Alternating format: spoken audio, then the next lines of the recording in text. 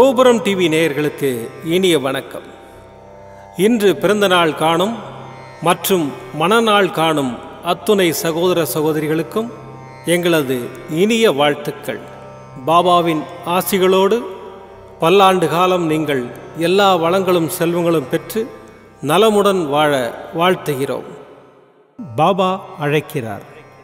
அவரின் பொன்மொழிகளை கேட்பதற்காக, நம் பிரச்சனைகளை தீர்த்து வைக்கும் அற்புதமான கூட்டு பிரார்த்தனை செய்வதற்காக, மேலும் மனம் ஒருநிலைப்படவும் மனம் அமைதி பெறவும் அற்புதமான தியானம் செய்யவும் பாபா அழைக்கிறார்.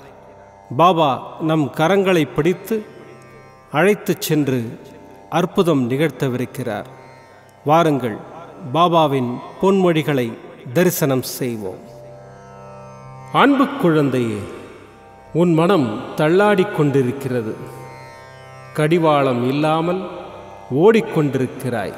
என்றாவது ஒரு நாள் விடியும் என்று காத்திருக்கிறாய் அல்லவா? நீ அனுபவித்து வரும் துயரங்களில் இருந்தும் கடினமான சூழ்நிலைகளில் இருந்தும் விடுபட துடிக்கிறாய். கவலைப்படாதே, மாற்றங்கள் நடக்கப் போகிறது. இனி வரும் காலங்களில் உன்னை பாராட்டி பெருமைப்படுத்தப் போகிறார்கள். நீ விரும்பிய வாழ்க்கையை வாழப்போகிறாய். உன்னுடைய தோற்றங்கள் புது பொலிவுடன் அனைவரும் கவரும்படி இருக்கும்.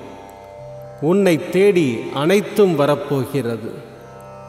நல்ல பெயரோடும் நல்ல புகழோடும் வசதி வாய்ப்புகளோடும் நீ வாழப்போகிறாய். எதை பற்றியும் யோசிக்காதே. உனது எதிர்காலத்தை நான் நிர்ணயித்து விட்டேன்.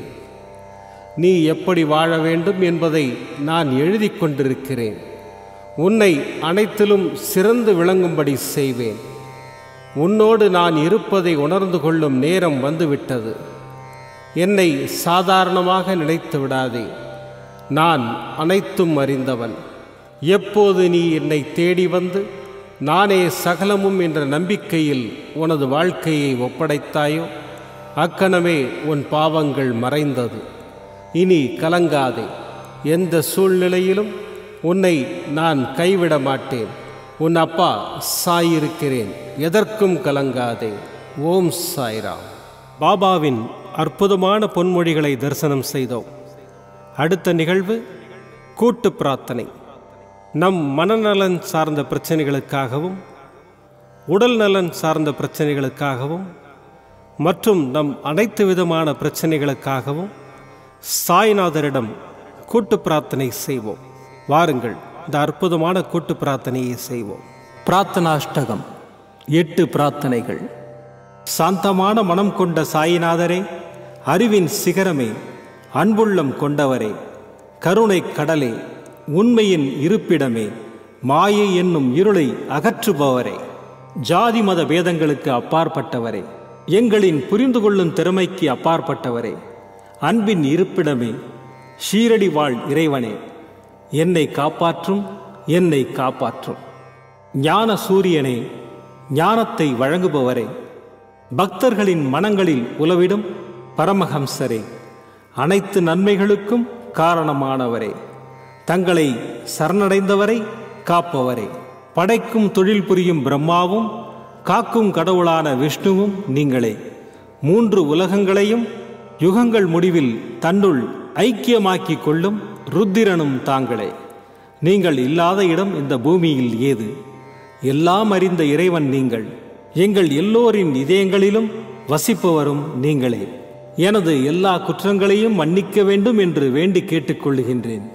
அலை அலையாய் தொடர்ந்து வரும் சந்தேகங்களையும் மனமயக்கங்களையும் போக்குவீராக. நீங்கள் கோமாதா, நான் பிறந்த இளங்கன்று. நீங்கள் சந்திரன், நான் சந்திரகாந்த கல். தங்கள் பாதங்கள் கங்கை நதி. பணிவுடன் இந்த தாசன் உங்கள் பாதங்களில் தலை வணங்குகிறேன். உங்கள் கைகளை என் தலைமீது வைத்து ஆசை கூறுங்கள். என் கவலைகளும் துன்பங்களும் பறந்தோடட்டும். இந்த கணு தங்களின் தாசன். இந்த 8 துதிகளையும் கூறி நான் உங்களை சாஷ்டாங்கமாக நமஸ்கரிக்கின்றேன். எனது பாவங்கள், துன்பங்கள் மற்றும் ஏழ்மை நிலை இவை யாவும் உடனடியாக விலகி ஓடட்டும். ஓம் சாய்ராம், ஓம் சாய்ராம், ஓம் சாய்ராம். அற்புதமாக கூட்டு பிரார்த்தனை செய்தோம். பாபா நம்முடைய கோரிக்கையை ஏற்று நிச்சயமாக நமக்கு அற்புதங்களை செய்வார் என்பது சத்தியம். இனி கண்களை மூடி பாபாவை மனதில் நிறுத்தி பாபாவின் அற்புதமான சக்தி வாய்ந்த மந்திரத்தை அனுபவிப்போம். தசரத புத்ராய வித்மஹே சீதா வல்லபாய தீமஹி தன்னோ ராம பிரச்சோதயாத். தசரத புத்ராய வித்மஹே சீதா வல்லபாய தீமஹி தன்னோ ராம பிரச்சோதயாத். தசரத புத்ராய வித்மஹே சீதா வல்லபாய தீமஹி தன்னோ ராம பிரச்சோதயாத். தசரத புத்ராய வித்மஹே சீதா வல்லபாய தீமஹி தன்னோ ராம பிரச்சோதயாத். தசரத புத்ராய வித்மஹே சீதா வல்லபாய தீமஹி தன்னோ ராம பிரச்சோதயாத். தசரத புத்ராய வித்மஹே சீதா வல்லபாய தீமஹி தன்னோ ராம பிரச்சோதயாத்.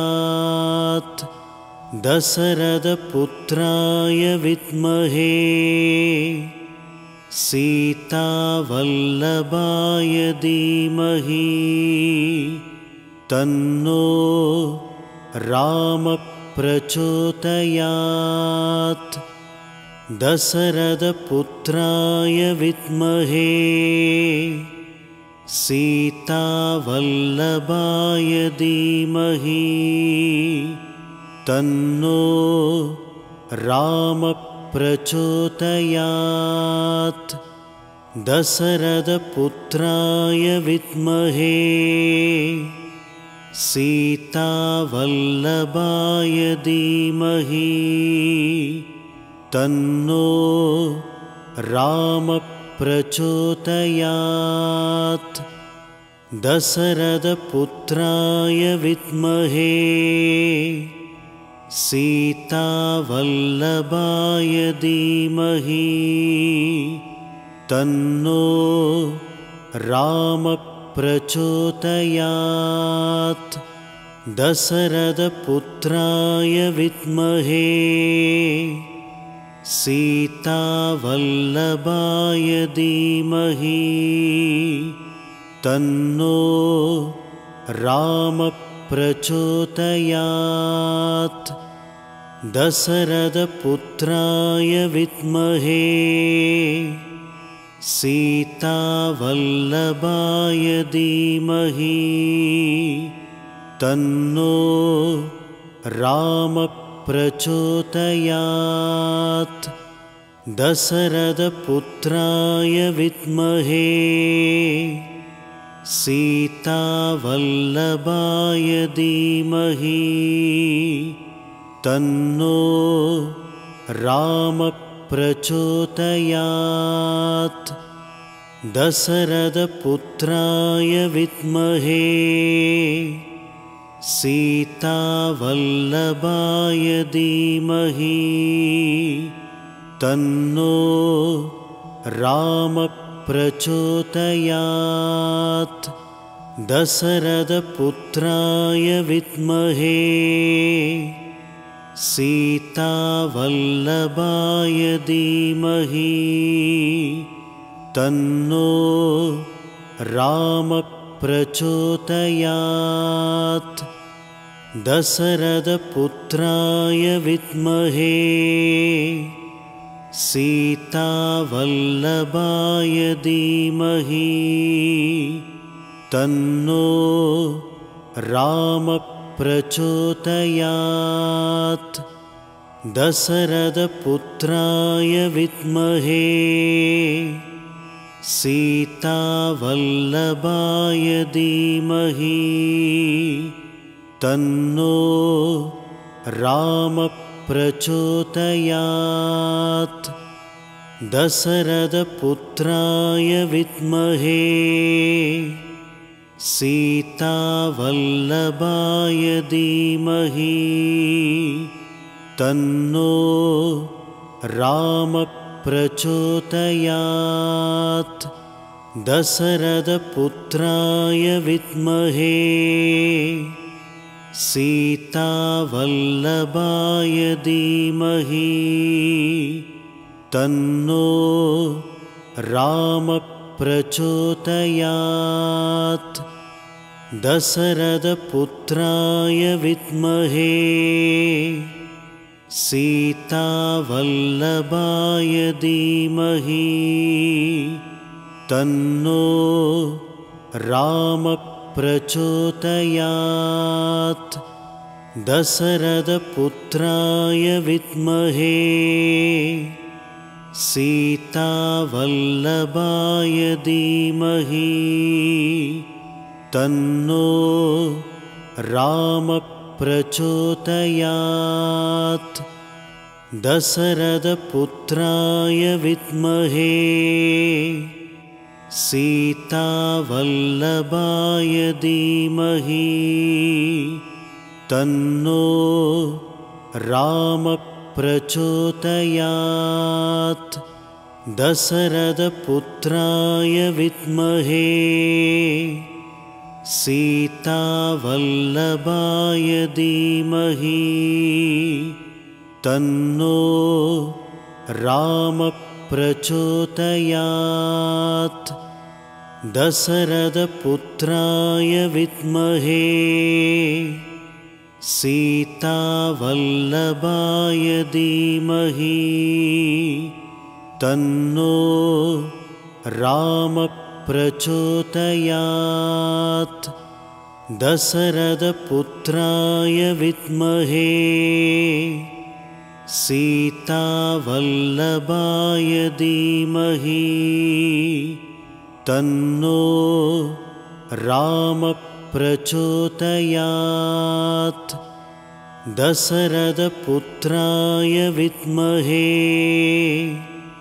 सीतावल्लभाय धीमहि तन्नो रामः प्रचोदयात् दशरथपुत्राय विद्महे सीतावल्लभाय धीमहि तन्नो रामः प्रचोदयात् दशरथपुत्राय विद्महे सीतावल्लभाय धीमहि तन्नो रामः प्रचोदयात् दशरथपुत्राय विद्महे सीतावल्लभाय धीमहि तन्नो रामः प्रचोदयात् दशरथपुत्राय विद्महे सीतावल्लभाय धीमहि तन्नो रामः प्रचोदयात् दशरथपुत्राय विद्महे सीतावल्लभाय धीमहि तन्नो रामः प्रचोदयात् दशरथपुत्राय विद्महे सीतावल्लभाय धीमहि तन्नो रामः प्रचोदयात्। दशरथपुत्राय विद्महे सीतावल्लभाय धीमहि तन्नो रामः प्रचोदयात्। दशरथपुत्राय विद्महे सीतावल्लभाय धीमहि तन्नो रामः प्रचोदयात्। மீண்டும் நாளை காலை இந்த அற்புதமான பாபா அழைக்கிறார் நிகழ்ச்சியில் சந்திப்போம். நன்றி, வணக்கம். விதம் விதமான பக்தி நிகழ்ச்சிகளை உங்களுக்காக தந்து கொண்டிருக்கிறது உங்கள் கோபுரம் டிவி. உங்களுக்கு பிடித்த நிகழ்ச்சிகளை லைக் செய்யுங்கள், உங்களுக்கு பிடித்த மாணவர்களுக்கு ஷேர் செய்யுங்கள். மேலும் சப்ஸ்கிரைப் செய்வதோடு மட்டுமல்லாது அருகில் இருக்கும் பெல் பட்டனை கிளிக் செய்து கோபுரம் டிவி நிகழ்ச்சிகளை உடனுக்குடன் தெரிந்து கொள்ளுங்கள். மற்றும் ஒரு மகிழ்ச்சியான செய்தி, கோபுரம் டிவி ஆப்பை கூகுள் பிளே ஸ்டோரில் ஃப்ரீ டவுன்லோட் செய்து கோபுரம் டிவி நிகழ்ச்சிகளை தொடர்ந்து கண்டுகளியுங்கள், பாருங்கள், ரசியுங்கள், பரவசமடையுங்கள். gopuramtv.com பக்தி பக்திமயம்.